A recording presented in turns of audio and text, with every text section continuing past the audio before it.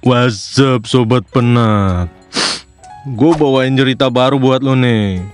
Tapi sebelumnya, buat lu pada yang pengen ceritanya dianimasiin, ketikin aja ya. Terus kirim kemari. Ntar kalau kepilih, gue balesin lu satu-satu. Nah, tungguin aja dah. Dah, skuy nonton. Peringatan, animasi ini dibuat dengan tujuan sharing pengalaman pribadi sang pengirim cerita. Dimohon untuk menghargai cerita tanpa menyudutkan beberapa pihak. Selamat menonton.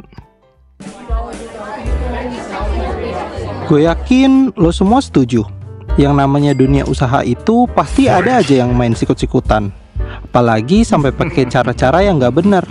Kali ini izinin gue buat berbagi kisah gue dan keluarga gue yang mungkin bisa jadi pembelajaran buat kalian.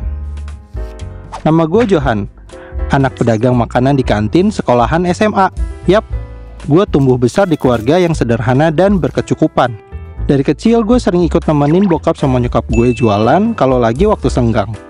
Hal ini gue jalanin sampai lulus SMA. Mayan, daripada nganggur kan malah gak enak ya. Kalau ditanya jualannya apa aja sih? Ya makanan kayak mie instan, es-esan, gorengan. Ya template jajan kantin sekolahan lah ya. FYI, ortu gue ini orang pertama yang dipercaya jualan di kantin sekolahan itu. Dari dulu keluarga gue yang pegang kantin di sekolahan ini. Dari zaman dulu sampai sekarang kantin kita selalu rame. Tapi belakangan ini dagangan gue sepi banget. Padahal gue udah coba inovasi sana sini, tapi tetap aja kalah saing. Apa sih yang salah? Setiap kali gue bikin sesuatu yang baru, kayak jualan batagor dipakein mie instan, minum-minuman rasa unik, atau snack kekinian, besoknya kantin sebelah udah jualan yang sama persis. Rasanya kayak ada yang ngikutin setiap langkah gue. Gue sih awalnya gak masalah ya, ngikut mah ngikut aja. Toh orang-orang juga harusnya tahu siapa pelopornya. Dan gue yakin banget mau sesama apapun dagangannya, rezeki mah udah ada yang ngatur. Tapi ada hal yang bikin gue dan ortu gue gak nyaman. Pedagang-pedagang lainnya tuh kayak sinis ke kita. Ya ini bukan omongan lama sih, dari dulu udah gini. Tapi ada satu pedagang, anggap aja Mbak Yuli namanya. Dia yang paling getol buat ngomporin siswa, bahkan guru, buat gak jajan di tempat gue. Ada aja narasi negatifnya. Ini bikin gue sama ortu gue jadi stres berat. Kita mikir, apa yang salah? Apa yang kurang? Suatu hari gue ngomong sama ortu gue, "Pak, Bu, kok dagangan kita makin sepi ya? Padahal kita udah coba macam-macam." Nyokap gue jawab, "Ibu udah ngerasa anehan. Tiap kali kita coba inovasi, pasti langsung ada yang ngikutin. Kayak ada yang selalu ngintipin kita." Bokap gue menenangkan suasana buat berpikir positif. Pernah hampir sebulan tuh yang beli bisa dihitung orangnya. Bahkan pernah hampir semingguan gak ada yang jajan sama sekali. Bahkan di saat tempat lain rame, siswa-siswa tetap gak mau ke tempat gue. Padahal kan tempat gue jualan air mineral juga, yang notabene-nya nih merek pabriknya sama, sumbernya sama, rasanya sama, tetap gak mau beli di kita. Pernah gue lihat bocah yang biasanya jajan di tempat gue coba tawarin, "Nyari apa? Air mineral dingin? Di sini juga ada kok." Dia malah diem dan memalingkan wajahnya. Jir lah. Desas-desus makin gak jelas aja soal tempat jualan gue. Dari yang katanya pakai bahan gak oke lah, air mentah lah, dipakein jampe-jampe lah.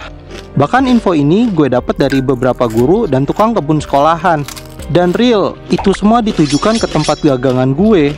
So, mau gak mau kalau mainnya fitnah mah, kita nyerah aja. Gue waktu itu beberes, nyapu gerobak dagangan gue. Gue nemuin tanah sama bunga kayak buat kuburan, woi. Bau menyanyi nyengat banget. Kebetulan di situ juga ada bokap sama nyokap gue. Terus bokap ngomong gini, "Kalian pernah dengar soal ilmu hitam? Bapak mulai curiga ada yang main kotor nih." Gue kaget dengernya. Tapi gue gak mau langsung percaya.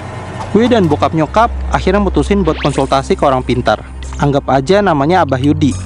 Kita cerita semua masalah kita, dari dagangan sepi sampai ada rasa gak nyaman setiap kali kita di kantin. Abah Yudi bilang, "Oke, gue bikin suara dukun ya." "Benar Johan, ada energi negatif di sekitar kantin kalian. Energi ini nutupin rezeki kalian. Ada yang coba ngejatuhin usaha lu pakai cara-cara nggak kelihatan. Gue nggak mau nyerah. Abah Yudi itu nyaranin buat bersihin kantin secara spiritual dan selalu berpikir positif serta jujur dalam berbisnis. Dia doain kita dan ngasihin sekresek bunga macem-macem. Katanya mesti ditaburin di kolong gerobak gue yang habis ditaburin tanah kuburan buat usir bala. Sisanya serahin ke Tuhan dan berdoa. Gue ikutin nasihatnya. Pagi-pagi sebelum yang lain mulai datang, gue taburin bunganya dan berdoa.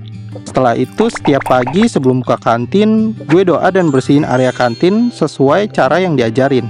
Gue mulai lebih ramah dan terbuka ke pelanggan. Lama-lama gue mulai ngerasain perubahan.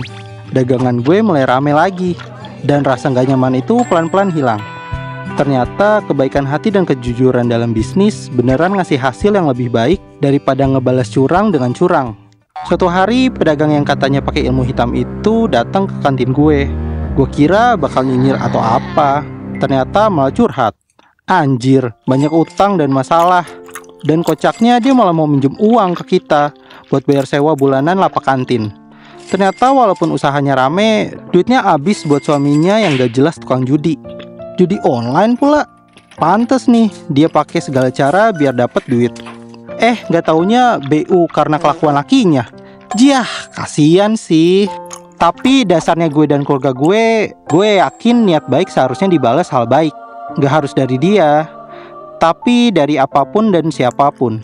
Hukum tebar tuai. Gue baik pasti bakal dapet baik. So, keluarga gue mau bantuin. Akhirnya kita semua bisa jualan dan bersaing sama-sama dengan baik. Kantin-kantin di sekolah ini jadi tumbuh bareng dalam suasana yang lebih sehat dan penuh semangat. Dari pengalaman ini, gue belajar satu hal penting. Dalam persaingan, kejujuran dan kebaikan hati akan selalu menang pada akhirnya. Jangan takut sama kecurangan, karena setiap tindakan buruk bakal dapat balasannya sendiri. Gimana ceritanya? Suka nggak? Kalau lu suka, jangan lupa subscribe ke channel kita ya. Bye!